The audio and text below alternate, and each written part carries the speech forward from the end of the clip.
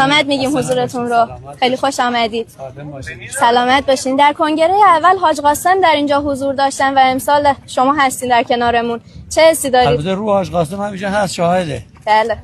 روح شاد بشم. ان شاء الله. از رشادت گیلانی ها برامون در سالهای جنگ چیز خاطرتون هست که تعریف کنید؟ من الان تو جلسه گفتم که گیلانی ها در جنگ 8 ساله نقش بسیار خوبی داشتن. مثلا یکی از جاهایی که خیلی مهم بود برای ما جزیره خارک بود. چرا؟ چون جزیره خارک تنها جایی بود که تقریبا تمام نفت ما از اونجا صادر میشد. بله. و 2800 روز طول جنگ بوده. 2800 بار جزیره خارک مورد بمباران هوایی قرار گرفت. میانگین روزی یک بار. ولی بیشتر بچه تنها یگانی هم که حالا اونجا بود نیروی دریایی ارتش بود، بعد نیروی دریایی سپاه اومد اضافه شد. نیروی دریایی ارتش شاید 80% رشتی بودن، از گیلان بودن. بله. خب این چه نقشی میتونه داشته باشه؟ یعنی حفظ صادرات نفت ایران.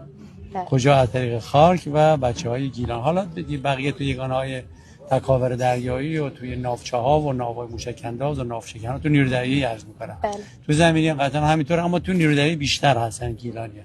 نقششون بسیار نقش خوبی بوده، ما ازشون خاطرات بسیار خوبی داریم و امید است که همیشه هم همینطور پیشتاز باشه. ان شاء الله. خیلی ممنونم. تشکر.